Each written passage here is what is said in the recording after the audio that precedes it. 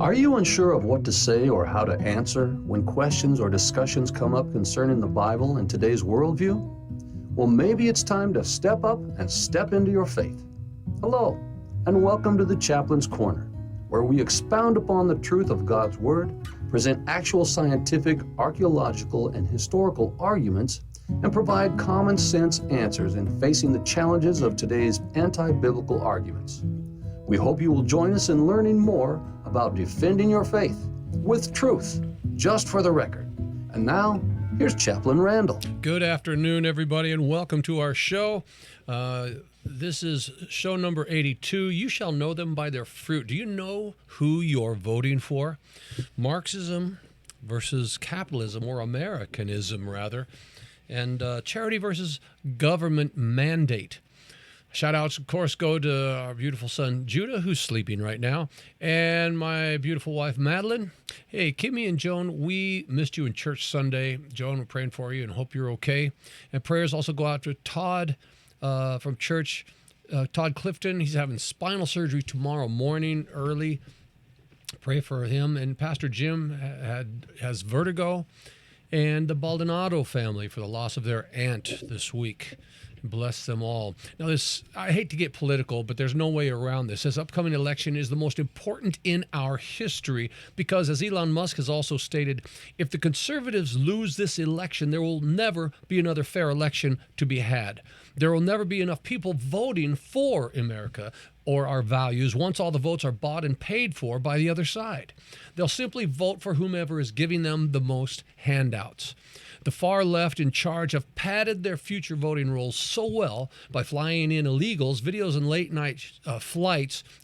show late-night flights and buses by the tens of thousands coming in and setting them up in red state areas to change the dynamics of the voting block.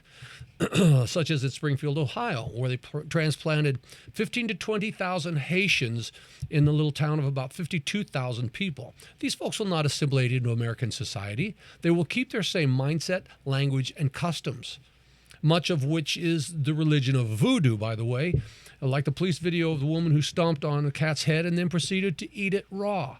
I watched that video too, by the way.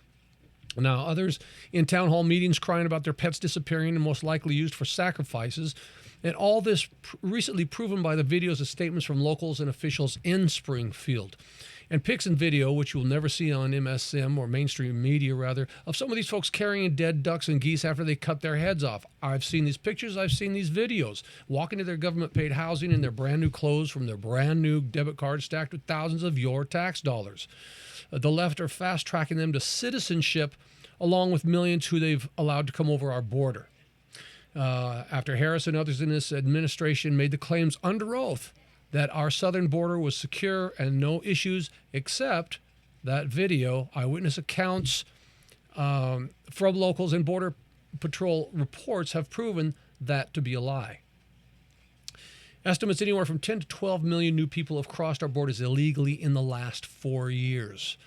If they become citizens and allowed to vote, which is what the Democrats are pushing as they buy their loyalty, even 2 million new voters could swing the vote in favor of the left in the next election. Thanks to those on the left, we have now become a banana republic. Last month, Texas uncovered and tossed out 1 million fraudulent voter registrations who were on the rolls. If there were no fraud or cheating in the last election, why did Texas decide to ban all of the Dominion voting machines? Exactly. So there won't be the nonsense that happened the last time. Now, what about Marxism? There are those in our country today who think socialism is a good thing, particularly our younger generation who have been brainwashed by their liberal educators who only teach revisionist history, who have been brainwashed by the liberal educators into thinking that America's past is as bad, capitalism is bad, and anything anti-Christian as good. A great eye-opening yet disturbing movie to watch is Ben Stein's Expelled, No Intelligence Allowed. How to Create a Socialist State by Saul Alinsky, who both Hillary Clinton and Barack Obama praised and claimed was their mentor and friend. If you've paid attention to what's going on politically in our country over the last few years, you will recognize that how all this relates to the list, which is there are 8 levels of control that must be obtained before you are able to create a socialist state. The first is the most important. Number one, healthcare. Control healthcare, and you control the people. Number two is poverty. Increase the poverty level as high as possible. Poor people are easier to control and will not fight back if you are providing everything for them to live. Sound familiar? Look familiar? Number three, debt. Increase the debt to an unsustainable level. That way you are able to increase taxes, and this will produce more poverty. Gun control. Remove people's ability to defend themselves from the government, the way you are able to create a police state. And number five, welfare. Take control of every aspect of their lives, food, housing, and income. Number six, education. Take control of what people read and listen to. Take control of what children learn in school. Think Common Core. Number seven, religion. Remove the belief in God from the government and schools. And number eight, class warfare. Divide the people into the wealthy and the poor. This will cause more discontent and will be easier to tax the wealthy with the support of the poor. Soviet Premier Nikita Khrushchev said, "One day in the future, we will infiltrate your educational institutions and turn your youth against capitalism." If you could only see now what he prophesied coming to fruition, it still wouldn't make him happy, because he found out the truth of the ungodly ideology of communism, and by rejecting God, you spend eternity in hell. What has happened to the Democratic Party in America? Well, it sure hasn't happened overnight, folks. We on the right have been watching this happen openly for the last at least 35 years. But the Democrat Party used to be the party of the people, right? Well, not really. History proves otherwise, but that's another story. Interestingly enough, RFK Jr. just repeated the same thing Ronald Reagan said back in the mid to late 1960s. When asked why a few years earlier he had left the Democrat Party, he replied, "I didn't leave it. The Democrat Party left me." In other words, they are the ones who started drifting left, to the point now that it doesn't even resemble the party of Franklin Roosevelt.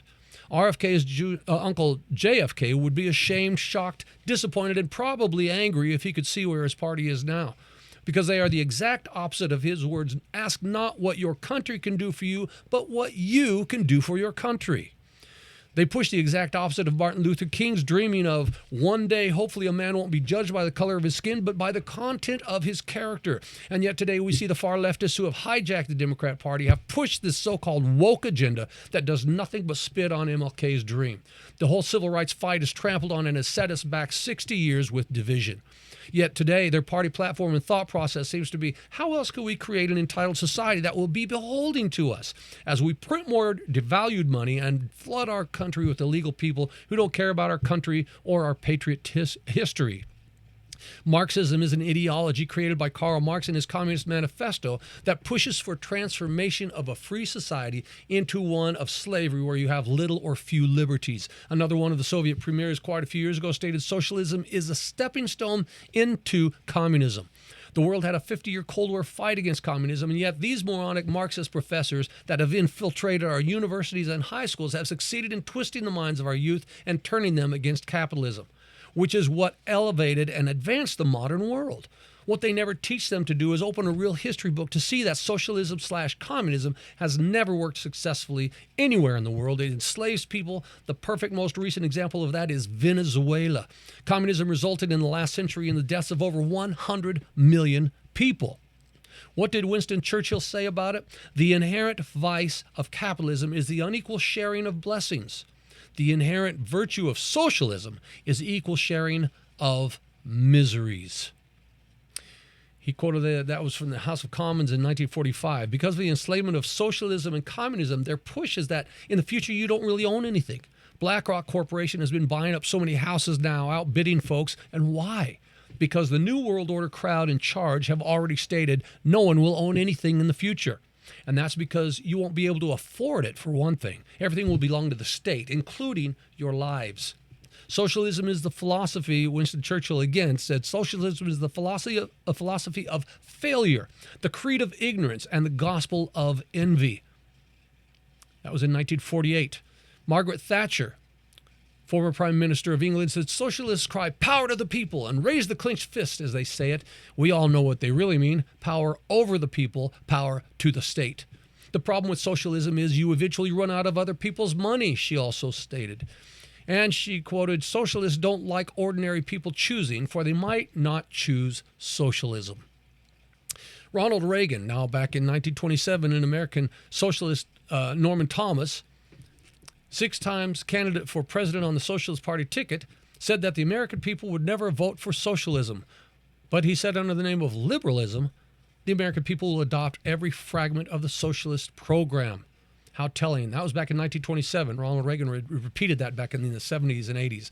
They don't subscribe to our sense of morality, he also said. They don't believe in an afterlife. They don't believe in a God or a religion. And the only morality they recognize, therefore, is what will advance the cause of socialism. I had a girlfriend, by the way, who used to live in Vegas. She married and moved to Norway. Now, Norway has a lot of socialist sways to it.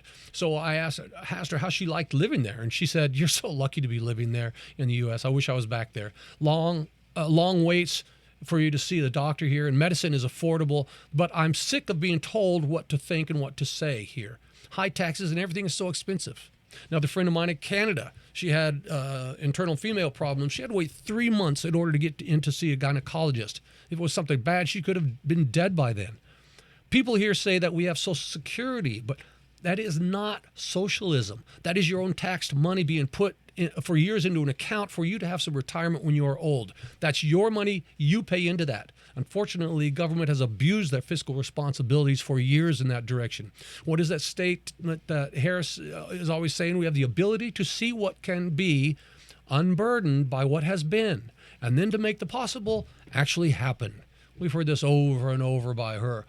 And an opinion piece in this past August by Matthew Spear, he said, Kamala Harris, the current vice president of the United States and illegitimate candidate for president, is often portrayed as a symbol of progress, breaking barriers and advancing social justice. However, her words, policies, and underlying philosophy tell a different story, one rooted in socialist ideals that can be traced back to her upbringing and family influence, particularly her father's Marxist beliefs.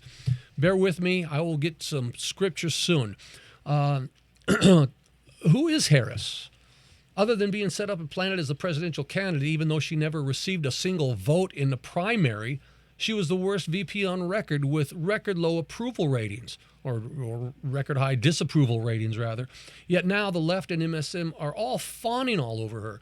Her father, Donald Harris, was an outspoken Marxist academic whose ideological leanings play a significant role in shaping Kamala's worldview.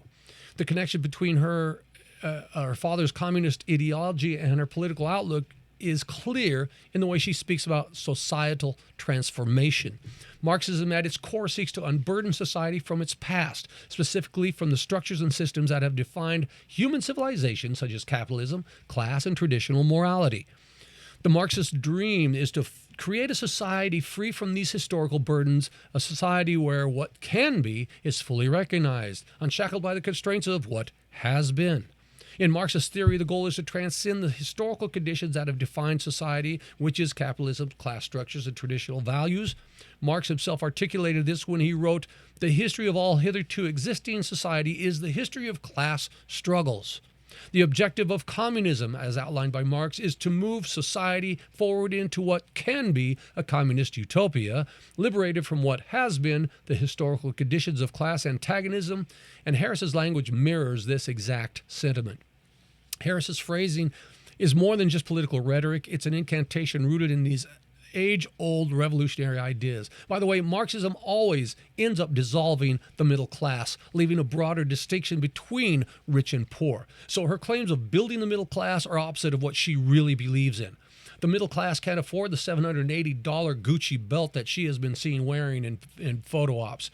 Marxism's vision of what can be excuse me, in Karl Marx, in both his Communist Manifesto and economic philosophic manuscripts, repeatedly emphasized the idea of transcending human self-estrangement through the abolishment of private property and the dissolution of class distinctions. Remember what I mentioned earlier about BlackRock buying up all the properties, so we outbidding everybody, so we can't even, many people can't even afford to own a home because they're being outbid by a corporation. He and Marx envisioned a society where humanity is unburdened by the oppressive forces of history, liberated into a utopian state. The language Harris uses is a modern reiteration of this Marxist dream. Harris's message, then, is part of a broader leftist agenda that seeks to deconstruct existing societal structures, from capitalism to gender norms, in pursuit of a utopian vision. A utopian vision, by the way, which can never exist, not on this planet, not until Jesus comes. The underlying message is clear. Society must be unburdened by the past to move forward into a new idealized reality. And biblically, what that means with this New World Order is they are trying to set about with the World Economic Forum is setting up the stage for the Antichrist to come on the scene. They're unwittingly doing this. But this is sad for us to see as Christians, as patriotic Americans, to see our country dissolve into chaotic nothingness, answering to a foreign entity. But for we Christians, it is exciting because we know the outcome. We win. Jesus wins. Historical precedents, French and communist revolutions, the sentiment Harris expresses has been the ideological driving force behind some of the most catastrophic revolutions in history. During the French Revolution, radical factions sought to create a new society, complete with a new calendar, a new government, and a complete break from the past. They wanted to see what could be, unburdened by what has been. The result was widespread chaos, tyranny, and bloodshed, a far cry from the utopia they envisioned. The same mentality drove the Bolsheviks in Russia, Pol Pot in Cambodia, and Mao in China. All sought to create a society free from historical burdens, only to plunge their nations into poverty, oppression, and mass murder. These revolutions were all predicated on the belief that society could be completely reborn if only it were unshackled from the past. And Harris's ideology is a modern echo of these disastrous experiments. The Great Reset, the global agenda. Today, the phrase to see what can be unburdened by what has been is also reflected in global movements like the Great Reset, led by the World Economic Forum. The goal is to reset society by discarding traditional economic models and focusing instead on stakeholder capitalism and well-being. This is another iteration of the same utopian dream, a world free from the historical conditions of capitalism and individual achievement. A dangerous vision. Harris's phrase is a Marxist-Leninist incantation, rooted in the same ideological framework that has led to untold human suffering by invoking the idea of a society unburdened by what has been. Now, I keep repeating that, but just to explain what she's saying by that, because a lot of people didn't understand what she's saying. Harris is signaling her allegiance to a worldview that seeks to dismantle the very foundations of Western civilization, which was built upon the prefixes of Christianity, upon the basis of Christianity. Her father's Marxist beliefs are not just a historical footnote, they are the key to understanding her political philosophy. History has shown us time and again that these utopian visions, when put into practice, lead to destruction, as I said before. Some try to claim Jesus was a socialist, or that the Bible teaches socialism, but that is false. Charity is not a government mandate. Charity comes from the heart. Acts 4:32-37 says, "Now the multitude of those who believed were of one heart and one soul. Neither did anyone say that any one of the things he possessed was his own, but they all had things in common." This was a Christian community. This was the small individual churches in Christian community back in the day when they're first starting. It wasn't communal. They were not all living together in a commune, but this is how they felt because it was like one big family. And the great power of the apostles gave witness to the resurrection of the Lord Jesus, and great grace was upon them all. Nor was there any among them who lacked, for all who were possessors of lands or houses sold them and brought the proceeds of the things that were sold and laid them at the apostles' feet, and they distributed to each as anyone had need. That's not communal. That is charity from the heart. And Joseph, who was also named Barnabas in the Apostles, which is translated son of encouragement, a Levite of the country of Cyprus, having land, sold it and brought the money and laid it at the apostles' feet. This was not communal living, nor socialism, nor government mandate, but sacrificial giving. When government steps in, as we've seen, there's a double narrative. It blurs the lines with an ulterior motive, as we saw with LBJ signing the welfare state into being. Sure, it helps people, but he admittedly did it to keep the black vote. These are his words. I'll have those N-words voting Democrat for the next 200 years. And the result is now, number one, a welfare state that never lifted anyone out of poverty, which it was supposed to do. And number two, has made generational welfare dependence. There are those who have never held a job because they are on the government dole for their whole life from cradle to grave. Number three, it has created an entitled mentality of, I am owed this by the government. And number four, it has tripled its size and cost over the last 55 years. And we see they are still at it today, putting people on the government dole, putting them up in 4- and 5-star hotels in New York City, giving them free room, free food, free money, free medical, free education, except that none of it is free. It's all on the backs of working, tax-paying citizens. That's your money. Charity is sacrificial giving from the heart, the abundance from material wealth or good, or sometimes what you don't have much of, but you realize someone else is in greater need and that you can live with that much less. But number one, generosity is about my heart, not my things or my money. Number two, sacrificial giving is often manifested by the needs of the moment. As we live generously, we invite God's generosity to live through our lives. Jesus said in Matthew 25, 35 through 40, for I was hungry and you gave me food. I was thirsty and you gave me drink. I was a stranger and you welcomed me. I was naked and you clothed me. I was sick and you visited me. I was in prison and you came to me. Then the righteous will answer him, saying, Lord, when did we see you hungry and feed you, or thirsty and give you drink? And when did we see you a stranger and welcome you, or naked and clothe you? And when did we see you sick or in prison and visit you? And the king will answer them, truly I say to you, as you did it to one of the least of these, my brothers, you did it to me. That is charity. Millions of Christians out there did not vote for, and even 8 years ago, because they didn't like the candidate. But this isn't about personality. It's about voting for policy. Who stands up for Christ? Who defends Christians and our Christian heritage? Who stands for the innocent in the womb? It sure wasn't Harris when she told Christians in a rally after they said, Jesus is Lord, that they were at the wrong rally. That's for sure. And I just saw a video today of those gentlemen that were kicked out of there. They said they were pushed, they were bullied, they were threatened, they were pushed out of there. And they said, Harris mentioned the smaller rally down the street. She said that her rally was only held about 2,500 people. Trump's rallies are thousands of people there. Because I dare say the God of the left is not the Christian God, Jehovah. I know this because they deny him. They already denied him when they booed the mention of God and voted not to open with prayer at their convention in 2012. And it's just gotten worse from there. Biden claims he's Catholic, but where is your faith when you defend the murder of babies in the womb? Supporting the alphabet soup crowd, push for a transgender surgery of minors, and without parental consent. Who vote for allowing men to use women's bathrooms and allow pornographic storybooks in grade school libraries, graphically teaching kids how to have sex and pushing same-sex agenda. Samuel Adams said, let each citizen remember at the moment he is offering his vote that he is executing one of the most solemn trusts in human society for which he is accountable to God and his country. Did you catch that? As Christians, we are accountable to God for how we vote. Oh, Christian, when Jesus comes, what are you going to be doing? Are you going to be hiding, or are you going to be engaging? Abortion. If there was nothing else on the table, if there was nothing else that I agreed with either party or candidate or policy, the one thing that would separate me to vote for is the whole issue on abortion.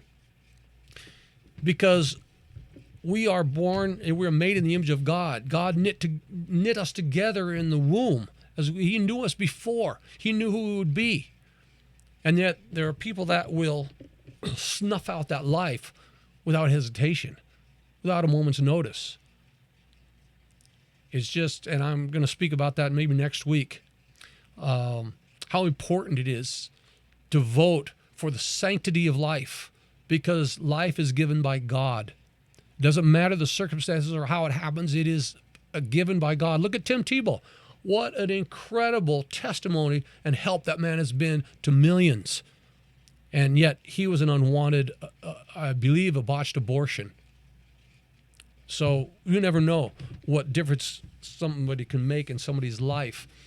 It is a life. I had an aunt who was a foster child and unwanted. She was important in my life. God bless you all. Until next week.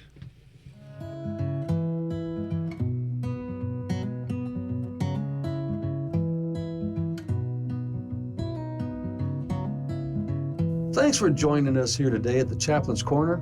We hope today that you've been inspired and encouraged to learn more about God's Word, to step out in faith and strengthen your walk with the Holy Spirit. If you're not sure what a personal relationship with Jesus Christ means and you would like to, please contact this station and leave your information so I can discuss what that means with you personally. And that number is 702-731-5588. That's 702-731-5588. And if you're looking for a great home church, come join us on Sunday mornings at First Baptist Church on 4400 West Oakey Boulevard, where Christ is honored and the Bible is preached. This is Chaplain Randall, and until next time, may God keep you in His loving care. Shalom, and God bless you.